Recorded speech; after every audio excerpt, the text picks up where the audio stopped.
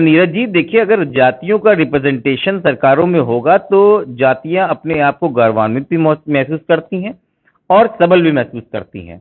अगर किसी प्रदेश में 5 डिप्टी सीएम बनाए जा सकते हैं और उत्तर प्रदेश में खुद 2 डिप्टी सीएम बनाए सकते हैं, तो समाजवादी पार्टी को इससे कोई गुरेज नहीं है। हम ऐसे लोगों को चुन के डिप्टी सीएम बना सकते हैं जो वाकई लोगों के लिए हैं, जो जन नेता हो, जो पिछले दरवाजे से आए हुए नेता ना हो। और समाजवादी पार्टी का रुख बहुत साफ है कि अगर आपको देश पिछड़ों के बारे में कुछ सोचना है, उनके बारे में कुछ नीतियां लानी है, तो आपको बिना जातिवाद जनगणना के आप नहीं करते हो। पिछड़े वर्ग सभा के जो हमारे प्रदेश अध्यक्ष है राजपाल कश्यप जी, वो लखनऊ विश्वविद्यालय के अध्यक्ष रहे हैं, एक शानदार आदमी रहे हैं और लगातार वो उत्तर प्रदेश के विभिन्न जिलों में पिछड़े वर्ग को इकट्ठा कर रहे हैं। इसी प्रकार पिछड़े वर्ग का सारा वोट आपने लिया लुभावने वादों के साथ, और 69,000 भर्तियों में जब शिक्षक जब आरक्षण की बात आई तो आप 27 की जगह 4% कर देते हो। साथियों नमस्कार, मैं हूं नीरज पटेल और आप देख रहे हैं नेशन जनमत। मेरे साथ डॉक्टर आशुतोष वर्मा जी हैं। समाजवादी पार्टी में राष्ट्रीय प्रवक्ता होने के साथ ही जाने माने बच्चों के डॉक्टर भी हैं। उनसे मैं जानना चाहता हूं कि बार बार जाति जनगणना को लेकर के मुद्दा उठ रहा है, समाजवादी पार्टी का क्या रुख है जातिवाद जनगणना के मामले में? देखिए नीरज जी, जातिवाद जनगणना की बातें आज की नहीं है। मुझे लगता है कि ये सामूहिक रूप से कई वर्षों से एक आंदोलन की तरीके से चला आ रहा है और समाजवादी पार्टी का रुख बहुत साफ है कि अगर आपको देश में पिछड़ों की गणना करनी, अगर पिछड़ों के बारे में कुछ सोचना है, उनके बारे में कुछ नीतियां लानी है, तो आपको बिना जातिवाद जनगणना के आप नहीं कर सकते हैं। जैसे आपने ओबीसी मंच बना दिया, ओबीसी मंच में किसी समाज को या किसी प्रदेश को आप उसमें कितना धन देना चाहते हैं, कितना बजट पास होगा, आपके पास कोई बेस नहीं है। और आपके पास आज भी 1931 की जातीय जनगणना के आधार पर बना रहे हैं और ये 90 साल पुरानी जनगणना पे आप कैसे मान सकते हैं? 1991 में जब मंडल कमीशन आया तो उन्होंने भी बोला कि ये सिफारिशें 1931 की जनसंख्या के हिसाब से। तो मुझे लगता है जातिवाद जनगणना करने में कोई गुरेज नहीं होना चाहिए। और भारत एक अकेला ऐसा लोकतंत्र है जहां पर अपने लोगों की गणना करने से सरकारें पिछड़ रही हैं। ये एक बड़ी अजीब सी बात है। यानी कि आपको ये तो क्लियर है कि गणना ना होने से ये नुकसान है, पिछड़े वर्ग का ये नुकसान है, ये आपका एजेंडा मुझे समझ में आ गया। सपा करेगी क्या? क्योंकि अब क्लियर कर दिया अभी नित्यानंद राय ने लोकसभा के अंदर कि हम इस बार ओबीसी का कॉलम अलग से नहीं डालेंगे, तो अब सपा करेगी क्या? नहीं, देखिए, पहले तो समाजवादी पार्टी का रुख बहुत ज्यादा अच्छी तरीके से स्पष्ट कर दूं कि हमारे राष्ट्रीय अध्यक्ष माननीय अखिलेश यादव ने इस बात को सदन में भी, इस बात को विभिन्न मंचों से उठाया है कि जातिवाद जनगणना करने के लिए समाजवादी पार्टी प्रतिबद्ध है और सरकार में आते ही हम इसके लिए एक प्रस्ताव भी लाएंगे, क्योंकि अपने लोगों की गणना करने में किसी प्रकार की डर नहीं होना चाहिए। सवाल तो उन लोगों से है जो सत्ता में आए थे, और खासकर क्योंकि मैं प्रदेश की राजधानी में रहता हूं और हमारे सांसद महोदय ने लोकसभा में गृह मंत्री के नाते खड़े होकर आश्वासन दिया था कि 2021 की जनगणना में ओबीसी जातियों की गणना की जाएगी। और नीरज जी, आपने किसी रैली में कभी नहीं देखा होगा कि भारत के प्रधानमंत्री ने हर रैली में इस बात पे जोर दिया कि मैं पिछड़ी जाति की आता हूं। आपको मनमोहन जी की जाति भले ही ना पता हो, आपको अटल बिहारी वाजपेयी जी की जाति पता ना हो, लेकिन आपको प्रधानमंत्री मोदी की जाति उन्होंने हर मंच पे बताया। और शायद ये जगवजह थी कि किसी तरीके से पिछड़े वर्गों का वोट लिया जाए, उनको भावनात्मक रूप से अपनी तरफ किया जाए। और आज जब इस जाति जनगणना की बात शुरू हुई तो गृह मंत्री भी ना आके अपने गृह राज्य मंत्री के थ्रू ये कहलवाना कि हम खाली ओबीसी की जनगणना नहीं करेंगे, मुझे लगता है ये धोखा है पिछड़ी जातियों के साथ में। और समाजवादी पार्टी इसका खुलजोर विरोध करेगी और सरकार में आते ही हम इसके लिए प्रस्ताव लाएंगे और हम ये जाति गणना करवा के रहेंगे किसी भी तरीके से। ये तो बात हो गई कि जब आप सरकार में आएंगे। विपक्ष की हैसियत से अभी इस दौर में ये बड़ा मामला इसलिए है क्योंकि अब 10 साल बाद होगी, तो अभी क्या करेंगे आप? कैसे विरोध दर्ज कराएंगे? नहीं, देखिए, इसके लिए हम लोग विभिन्न संगठनों के द्वारा और अपने पार्टी में जितने भी पिछड़ी जाति के लोगों के द्वारा है, हम लोग इस पे काम कर रहे हैं। हम लोग विभिन्न संगठनों के द्वारा एक ज्ञापन दिलवाने की कोशिश कर रहे हैं। और मैं पर्सनली समाजवादी पार्टी की तरफ से जितने भी 51 विधायक हैं, उन सब से भी अपील करता हूं कि एक पत्र माननीय राष्ट्रपति के लिए और माननीय प्रधानमंत्री के लिए लिखा जाए और जातीय जनगणना के साथ करने के लिए उनका आह्वान किया जाए, जिससे पता चले कि हमारे देश में पिछड़ों की स्थिति है क्या। पिछड़ों के ऊपर राजनीति करना, पिछड़ों को बहकावे में लाना, लेकिन वाकई उनके लिए जमीनी स्तर पे काम करने में अंतर होता है। तो समाजवादी पार्टी की तरफ से ये हर पुरजोर कोशिश होगी और मैंने बार बार कहा है पुनः कि राष्ट्रीय अध्यक्ष अखिलेश यादव जी भी इसके लिए कटिबद्ध हैं, वो पूरा इस पे काम कर रहे हैं।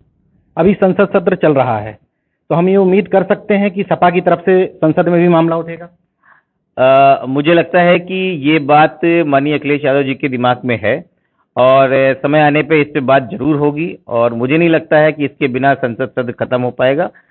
उनको अपने भाषण में इस चीज़ों को बोलना है और वो जरूर इस बारे में बोलेंगे। पिछड़े वर्ग सभा के जो हमारे प्रदेश अध्यक्ष है राजपाल कश्यप जी, वो लखनऊ विश्वविद्यालय के अध्यक्ष रहे हैं, एक शानदार आदमी रहे हैं और लगातार वो उत्तर प्रदेश के विभिन्न जिलों में पिछड़े वर्ग को इकट्ठा कर रहे हैं।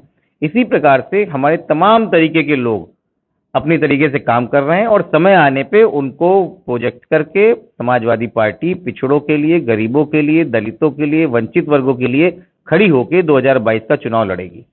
बीजेपी के प्रदेश अध्यक्ष स्वतंत्र देव सिंह और डिप्टी सीएम केशव प्रसाद मौर्य दोनों के बारे में बार बार समाजवादी पार्टी के पिछड़े नेता कहते हैं कि वहां कुछ नहीं कर पा रहे हैं, केवल चेहरा दिखाने के लिए है। तो डिप्टी सीएम मौर्य समाज को चेहरा दिखाने के लिए वहां मिला हुआ है।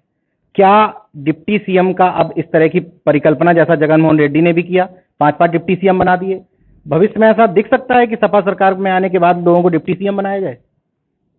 नहीं, बिल्कुल नीरज जी, देखिए अगर जातियों का रिप्रेजेंटेशन सरकारों में होगा तो जातियां अपने आप को गौरवान्वित भी महसूस करती हैं और सबल भी महसूस करती हैं। मुझे लगता है इसमें कोई परेशानी नहीं है कि समाजवादी पार्टी ऐसा नहीं कर सकती। और क्यों नहीं कर सकती, मुझे लगता है कि ये कोई गलत प्रयोग भी नहीं है। अगर किसी प्रदेश में 5 डिप्टी सीएम बनाए जा सकते हैं और उत्तर प्रदेश में खुद 2 डिप्टी सीएम बनाए सकते हैं तो समाजवादी पार्टी को इससे कोई गुरेज नहीं है। हाँ, लेकिन वो काम करने के लिए और मुखौटे ना रह जाएं। हम ऐसे लोगों को चुन के डिप्टी सीएम बना सकते हैं जो वाकई लोगों के लिए हैं, जो जन नेता हो, जो पिछले दरवाजे से आए हुए नेता ना हो। ये ऐसा हम लोग जरूर कोशिश कर सकते हैं और मुझे नहीं लगता समाजवादी पार्टी को इसमें कोई परेशानी होगी। ये दर्शकों के लिए एक बड़ी बात है। दोबारा आपसे कह रहा हूं मैं, डिप्टी सीएम बन सकते हैं। बिल्कुल बन सकते हैं और मुझे लगता है कि समाजवादी पार्टी एक संभावनाओं की पार्टी है। समाजवादी पार्टी सभी जातियों, धर्म और वर्गों की पार्टी है। आप हमारे ऊपर कितना भी आरोप लगा लें कि ये फलां की पार्टी है, लेकिन हमारी पार्टियों से जैसा आपकी सुंदर माला, आपको जातियों की माला, वर्गों की माला आपको उत्तर प्रदेश में कहीं नहीं मिलेगी। समाजवादी पार्टी का कार्यकर्ता लगातार सड़कों पे पिटता हुआ दिखता है, संघर्ष करता हुआ दिखता है, पुलिस से जूझता हुआ दिखता है, मुकदमे भी खूब दर्ज होते हैं। मतलब एक पत्रकार के तौर पर मैं कह सकता हूं, मैंने पंचायत चुनाव में खूब देखा। ऐसा परसेप्शन क्यों बनता है कि जो ऊपर के नेता हैं वो लड़ते हुए नहीं दिख रहे हैं? ऐसा परसेप्शन क्यों जनता के बीच में बन रहा है? नहीं नीरज जी, ये एक नैरेटिव परसेप्शन है और पिछले मैं कह सकता हूं कि जब से ये मोदी सरकार आई है तब से ये चुनाव और जमीनी स्तर पर ना होके परसेप्शन की राजनीति बना दी गई है। देखिए, इसके पहले भी और अब भी और आगे भी समाजवादी पार्टी के चाहे बड़ा से बड़ा नेता हो और चाहे जमीन पर खड़ा हुआ नेता हो, वो आंदोलन से निकल के आता है, वो काम करता है। लेकिन एक परसेप्शन बनाया जाता है कि विपक्ष मौजूद नहीं है, विपक्ष ट्वीट कर रहा है, विपक्ष घरों में बैठा हुआ है। नीरज जी, अगर विपक्ष घर में बैठा होता तो 2017 के सरकार जाने के बाद और 6 महीने के बाद से पहला हम लोग ने बिजली के ऊपर आंदोलन किया था और भीषण आंदोलन हुआ था। हमारे कई लोग इसमें जो है जेल में गए। उसके बाद पहले उपचुनाव में हमने मुख्यमंत्री की सीट हटाई, योगी आदित्यनाथ की गोरखपुर से हमने लोकसभा सीट जीती, हमने फूलपुर की सीट भी जीती। तो ये अगर विपक्ष जमीन पे नहीं होता तो नहीं हो सकता था। उसके बाद 3 उपचुनाव हुए हैं, जिसमें 2 उपचुनाव विधानसभा के हुए हैं और 1 एमएलसी का चुनाव हुआ है। 2 उपचुनाव में भी हमने अच्छी बढ़त दिखाई और जब एमएलसी का चुनाव हुआ तो हम 2 सीट के हकदार थे। हमारी रणनीति ही काम आई, हमारे 3 एमएलसी चुने गए। अगर विपक्ष में जमीन पे नहीं होता तो ये कैसे काम होता? और हाल ही में पंचायत के चुनाव हुए हैं। आप सबको पता है कि 45 सालों में पहली बार ऐसा हुआ है कि समाजवादी पार्टी विपक्ष पक्ष में ना रहते हुए भी प्रथम आई है और सत्ताधारी दल तीसरे नंबर पे आए। तो ये जो नैरेटिव बनाया जाता है भारतीय जनता पार्टी और उनके द्वारा नेताओं के, विपक्ष नहीं है, वो एक तरीके से डर है समाजवादी पार्टी का। इसलिए विपक्ष है और हर तरीके से है। आप चाहे देखिए झुंझुना कहें या कुछ भी कहें, पिछड़े वर्ग को वहाँ बीच बीच में कुछ नामकरण भी मिल जा रहे हैं, कुछ सड़कों के नाम रख दिए जा रहे हैं, बिल्डिंग के नाम रख दिए जा रहे हैं, कुछ लोग मंत्री बना दिए जा रहे हैं। आपकी झोली में क्या है पिछड़े वर्ग के लिए कि आपको लोग क्यों वोट दे देंगे सपा को? नहीं, देखिए, ऐसा है कि समाजवादी पार्टी का उदय ही पिछड़ों वर्ग के कामों से हुआ है, और मुझे लगता है कि माननीय नेताजी ने जब से राजनीति में कदम रखा है तब से कभी भी उनकी पार्टी में या हम उनकी सरकारों में पिछड़े वर्ग का कभी उपेक्षा नहीं की गई है। और आज की दृष्टि में उपेक्षा तो दूर की बात, दरकिनार कैसे किया जाता है ये सिखाया जाता है। लेकिन नीरज जी, अगर आप किसी को उनके सामने बैठाल के पीछे से आप उसकी जो है चाकू भोंक देते हैं, और यही भारतीय जनता पार्टी कर रही है। आपके रहते हुए उत्तर प्रदेश में पिछड़े वर्ग का सारा वोट आपने लिया लुभावने वादों के साथ, और 69,000 भर्तियों में जब शिक्षक जब आरक्षण की बात आई तो आप 27 की जगह 4% कर देते हो। आपका ओबीसी कमीशन आज भी आपके खिलाफ लिख रहा है कि आप गलत कर रहे हो, लेकिन मुख्यमंत्री की तरफ से एक प्रेस कॉन्फ्रेंस में एक भी स्पष्टीकरण नहीं किया गया कि ऐसा क्यों हुआ। ये तो बीजेपी की बात आपने बताई, मैं ये जानना चाहता हूं कि सपा की तरफ क्या है ऐसा कि लोग पिछड़ा वर्ग सपा की तरफ आएगा? नहीं, देखिए, समाजवादी पार्टी में आप चाहे किसी भी वर्ग की बात कर लें, चाहे आप पिछड़ों की बात कर लीजिए, चाहे आप दलित वर्ग की बात कर लीजिए, हमारा रिप्रेजेंटेशन बहुत हाई क्लास का रहता है। हमारे वहाँ जितने भी लोग हैं वो अलग अलग तरीके से अपने अपने समाज को लेके आगे आ रहे हैं। आप मुझे पिछले कई वर्षों की बात बता दीजिए। हमारे पास ऐसे नेता हैं जो जमीन से उठ के आए हैं, वो ठीक है मीडिया उसको नहीं उठाती है, लेकिन पिछड़े वर्गों की बात को उठाने के लिए वो एकजुट होकर रहते हैं, चाहे माननीय नेताजी की 3 सरकारें हो, चाहे माननीय अखिलेश यादव की सरकार हो। आप मुझे कोई एक निर्णय बता दीजिए जिसमें ऐसा हुआ हो। तो हम तो लड़ाई लड़ रहे हैं। अभी हाल ही में कई पत्रकारों ने हमसे बात की प्रोन्नति में आरक्षण के लिए, और उसमें अखिलेश जी ने अपने मत को बहुत स्पष्ट कर दिया है कि प्रोन्नति में आरक्षण के लिए समाजवादी पार्टी वापस आएगी, और जैसे ही सरकार आएगी पहले ही कुछ दिनों के कैबिनेट डिसीजन में प्रोन्नति में आरक्षण की घोषणा की जाएगी।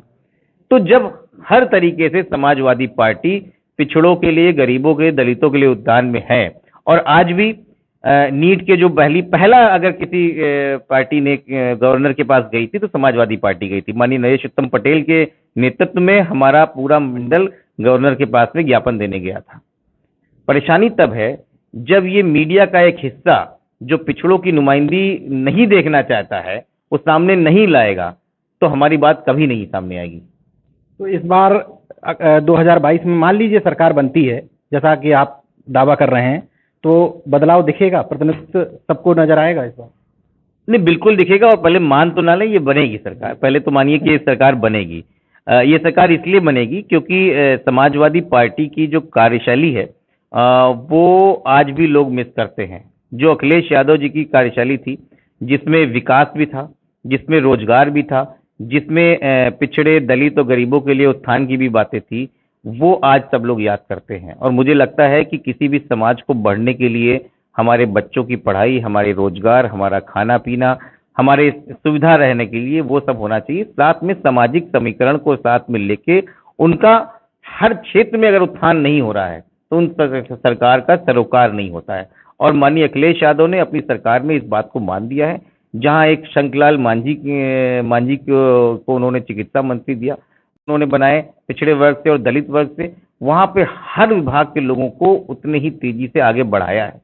तो मुझे लगता है कि ऐसी विकास पूर्वक सर्व समाज की सरकार अब 2022 में फिर से आएगी, और मुझे लगता है कि आप सब लोगों का आशीर्वाद मिलेगा तो हम पूर्ण बहुमत के साथ में सरकार में आएंगे। एक अंतिम सवाल, अभी मैं आ रहा था तो मैंने बताया कि समाजवादी पार्टी के राष्ट्रीय प्रवक्ता से हो सकता बातचीत करूं, तो उन्होंने कहा हमारी तरफ से ही पूछ लीजिएगा, समाजवादी पार्टी एग्रेसिव मोड में क्यों नहीं दिखाई दे रही?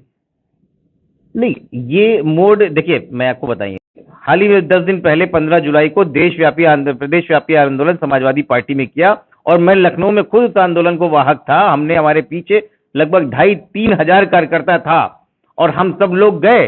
पुलिस ने वही हाथ खड़े कर दिए। उसने कहा कि हम कोई लाठी नहीं चलाएंगे, हम कुछ नहीं कराएंगे। तो इसमें इससे ज्यादा आक्रामक क्या करें? बता दीजिए, पिछले 10, 20, 25 सालों में कौन सा ऐसी पार्टी थी जो लगातार, मेरे पास लिस्टिंग है लगातार हर महीने की, बड़े बड़े आंदोलन की।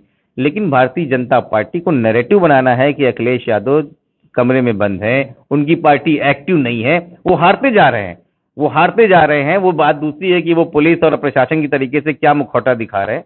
तो ये एक तरीका है कि आक्रामक मोड में नहीं है, हम लोग बहुत आक्रामक मोड में हैं। जमीनी स्तर पे काम हो रहा है, बूथ स्तर पे बूथ अध्यक्ष बन चुके हैं, बूथ कमेटियां बन चुकी हैं। अब समय आ गया है हमको पदार्पण करने का, और स्ट्रेटेजिकली वाइज हम लोग पदार्पण कर रहे हैं।